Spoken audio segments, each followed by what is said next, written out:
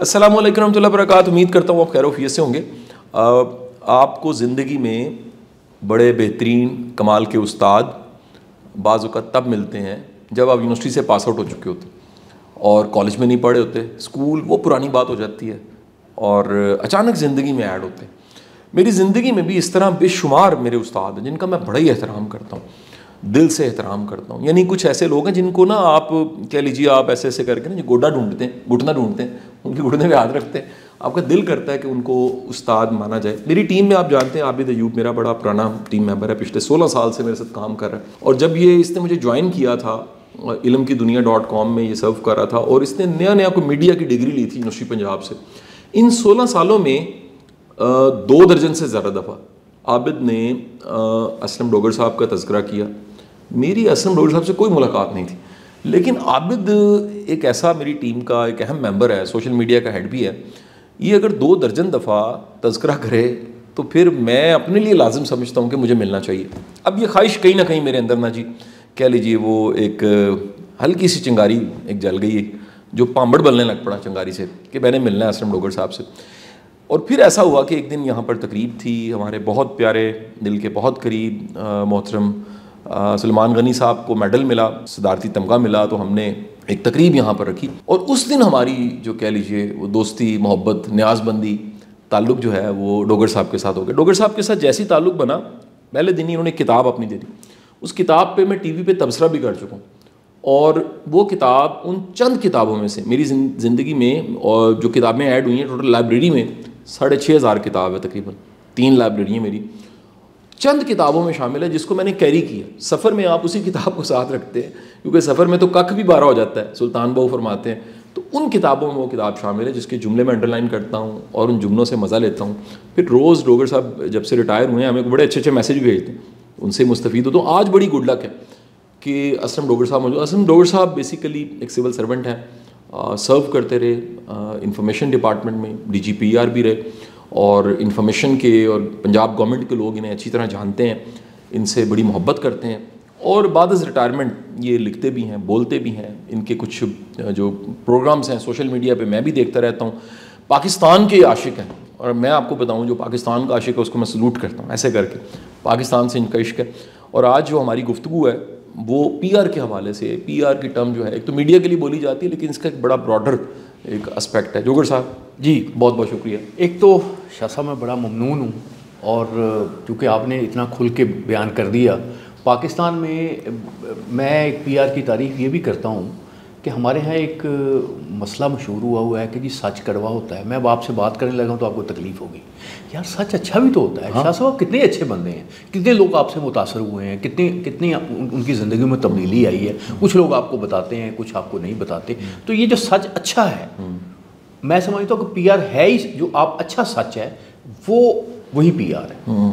جب آپ اس میں کوئی جھوٹ کی آمیزش کر دیتے ہیں تو وہ PR نہیں رہتی, وہ پروپیگنڈا بن جاتا ہے. بالکل ٹھیک ہے. اور آپ بات کر سکتے ہیں جیسے آپ شاہ صاحب کہتے ہیں کہ 2 لوگوں نے کھڑکی سے باہر دیکھا, ایک کو آسمان پہ ستارے نظر آئے, دوسرے کو کیچڑ نظر آیا.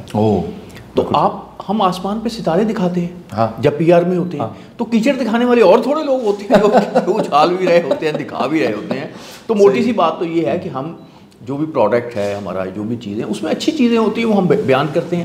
وہ جیسے وکیل ہوتا ہے وہ اپنا کیس پیش کرتا ہے, ٹھیک ہے جی, جیسے اسی طرح سے جو PR کا پریکٹیشنر ہے وہ بھی اپنا کیس پیش کرتا ہے پبلک اوپینین کی عدالت میں کہ جی میرا یہ کلائنٹ یہ بات کر رہا ہے. اچھا ڈاکٹر صاحب ایک بڑا چیلنج ہے, چیز ہے کہ یہ ڈیفینیشن جرنل کی کتابوں میں لکھی پڑی کہ خبر جو ہے نا وہ کتے نے بندے کو کاٹا خبر نہیں ہے, لیکن بندے نے کتے کو کاٹ لیا تو خبر ہے.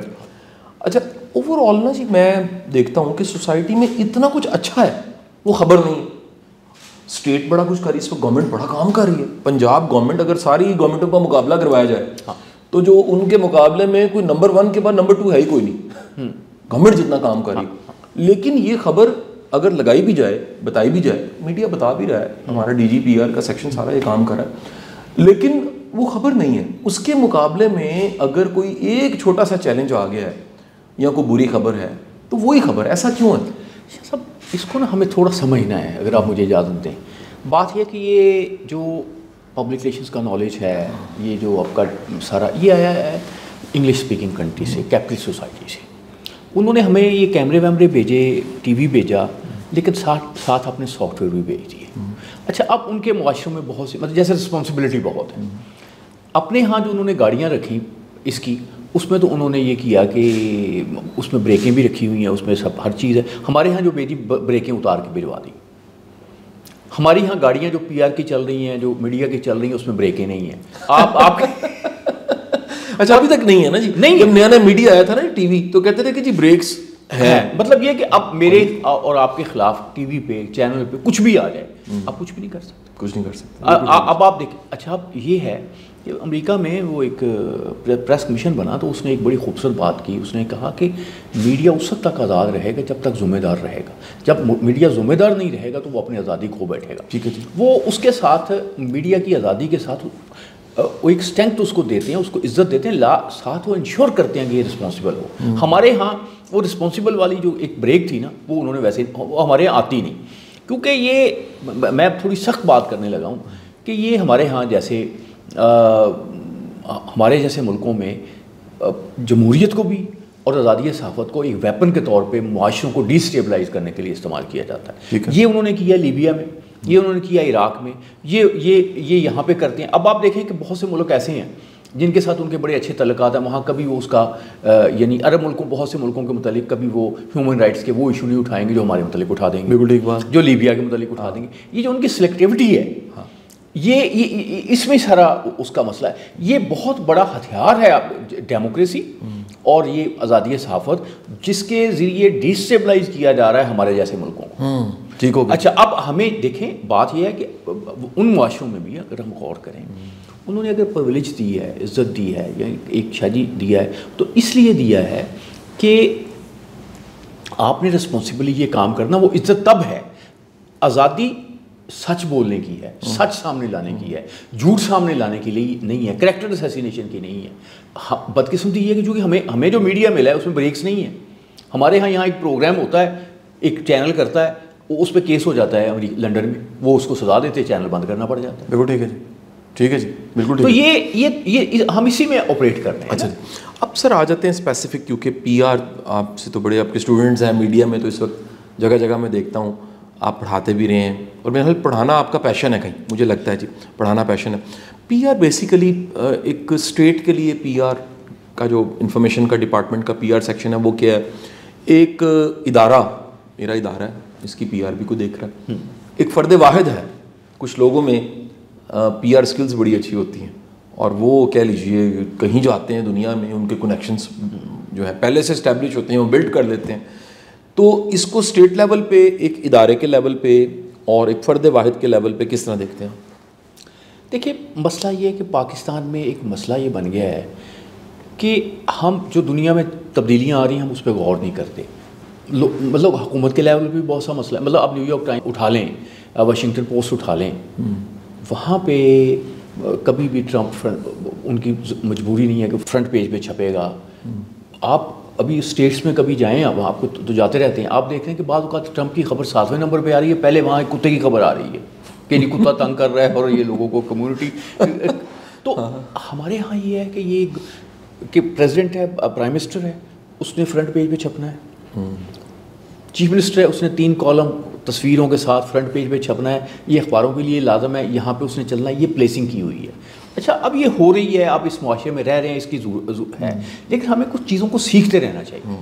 کیونکہ یہ بھی دیکھا گیا کہ جب آپ بہت زیادہ خبروں میں آتے ہیں تو ایک لیول پہ لوگ آپ کو ناراض ہو جاتے ہیں آپ سے. بالکل ٹھیک. تو میرا خیال ایک چیز، بہت سی چیزوں کی توجہ دینے کی ضرورت ہے، ہمیں میڈیا کو دینے کی ضرورت ہے. اب دیکھیں نا لاہور میں تو مسائل اس وقت، لاہور جو ہے دنیا کا 2nd پولوٹڈ سٹی ہے، یہ میڈیا کا ایشو نہیں ہے، حالانکہ ریئل ایشو ہے، ایک ریئل ایشو ہے. مطلب یہ اگر نیو یارک میں ہو جائے تو آپ یقین کریں کہ یا مطلب لندن میں ہو جائے، یہ کام ہو جائے تو سب سے بڑا ایشو یہ ہوگا. بالکل ٹھیک بات ہے.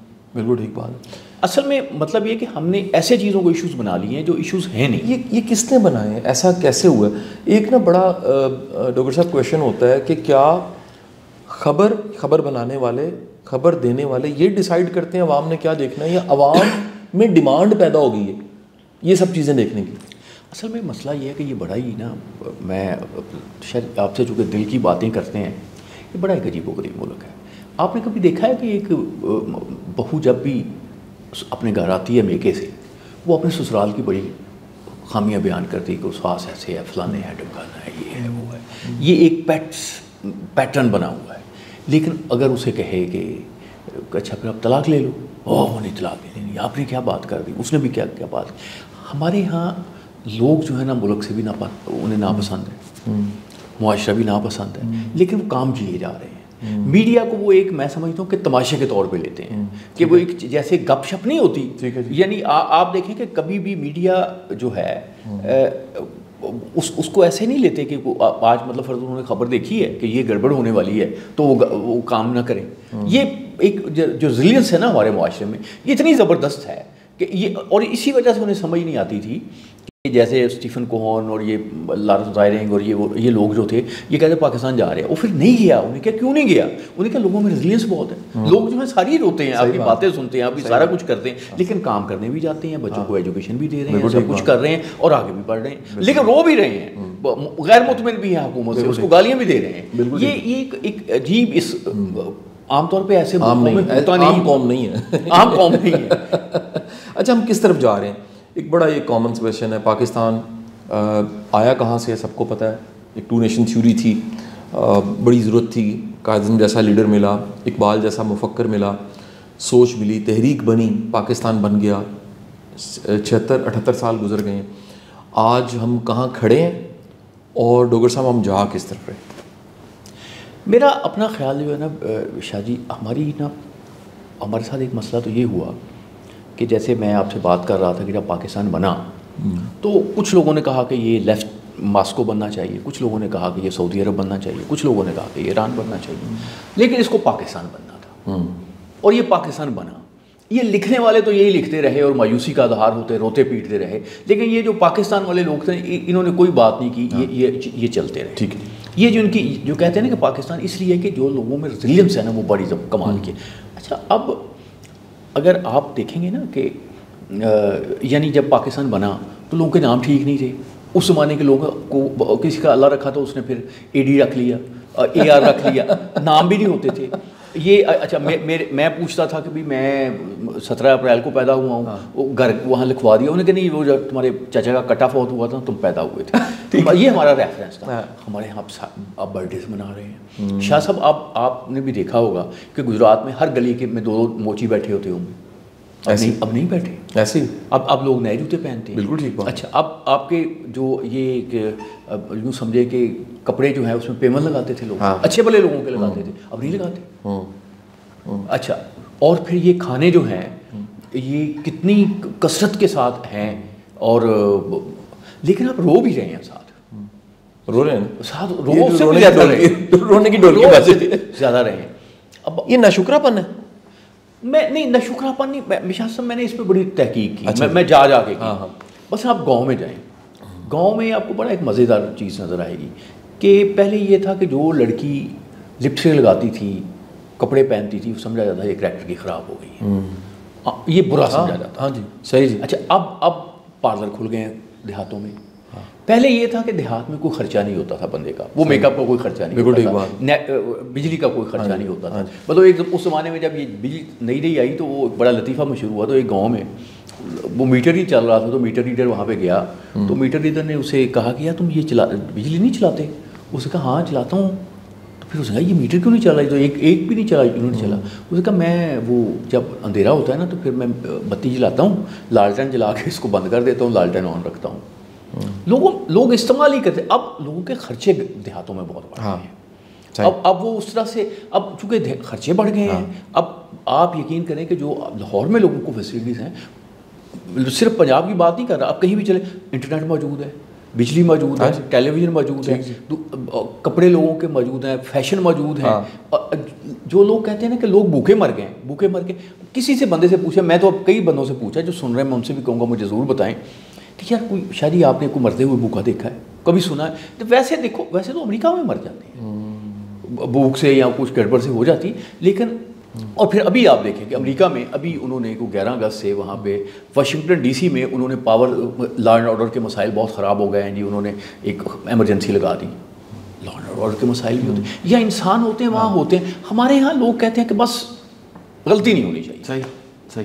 اچھا, ایک بڑا اہم جو پہلو ہے, آپ سمجھتے ہیں کہ جرنلزم جتنی تیزی کے ساتھ بدلی ہے سوشل میڈیا کے آنے کے بعد, اب یعنی ڈپارٹمنٹس جو ہیں وہ یونیورسٹی پنجاب میں ڈیجیٹل میڈیا کچھ سالوں میں نا ایک ایولیوشن کے پروسیس سے آگے بڑھتے بڑھتے, بہت آئیڈیل نہیں لیکن پھر بھی بہت بہتر ہے, میں سمجھتا ہوں کوشش کی جا رہی. باقی یونیورسٹیوں میں بھی ڈپارٹمنٹس جو ہیں ان میں یہ ڈگری کے طور پہ بھی پڑھایا جا رہا ہے. آپ سمجھتے ہیں کہ اخبار اور ٹی وی وہ کسی بھی صورت آئندہ دنوں میں مقابلہ کر سکیں گے سوشل میڈیا کا؟ نہیں, وہ تو ہار چکے ہیں, وہ تو آلریڈی ہار چکے ہیں. اب آخری جیسے ٹانگا نہیں چل رہا. اچھا جی. سوشل میڈیا جو ہے آپ کا جو پرنٹ میڈیا ہے وہ تو ٹانگے والی سٹیج پہ آ رہا ہے, آگے ہے کہ وہ ٹانگے کی چل رہا ہے موجود لیکن نہیں ہے. بالکل ٹھیک ہے. اسی طرح سے جو آپ کا جو الیکٹرانک میڈیا ہے وہ اگر سوشل میڈیا میں نہ جائے تو الیکٹرانک میڈیا نہیں اس کا کوئی. میں 3 پروگرام کرتا ہوں پرائم ٹائم پہ, وہ کوئی نہیں دیکھتا. سوشل میڈیا پہ جاتا ہے, میں نے صبح ایک کلپ پوسٹ کیا, وہ لاکھوں میں چلا گیا. تو بس ٹی وی پہ کسی نے دیکھا. یہ نہیں, اس کی وجہ دیکھیں نا کہ امیڈیٹلی آپ وہاں اس پہ ڈالتے ہیں, امیڈیٹلی اس کی جو ایکسیس ہے پورا پلینٹ ہے. جی. یہ ٹی وی کو نہیں ہے اتنی رسائی, یہ اخبار کو نہیں. امریکہ بھی دیکھ رہا ہے, یو کے امریکہ بھی دیکھ رہا ہے, پورا planet, 100% whole of the planet اس میں ایک چیز ہے. یہ جو اس کی رسائی ہے پھر فری ہے, پھر یہ کہ ہر بندے کے ہاتھ میں ہے. اور دوسری بات یہ ہے کہ اس سے یہ ہو جائے گا وہ ہو جائے گا. ہم پہلے بھی کافی خراب تھے, شاہ جی کو فکر نہ کریں. ہمیں اب خراب نہیں ہوئے, ہم اب خراب نہیں ہوئے, پہلے سے خراب تھے. ڈاکٹر صاحب آپ کے ساتھ بہت سی نشستیں رہنی, اس وعدے کے ساتھ میں اس پروگرام کو بات چیت کو ختم کروں گا. اور ہماری ہمیشہ جو گفتگو ہے 15-20 منٹ کی ہوگی, اور آپ کے پاس سوچنے کے لیے اور غور و خوض کرنے کے لیے, کہنے کے لیے بہت کچھ ہوگا. ساتھ رہیے گا. بہت شکریہ. اللہ حافظ.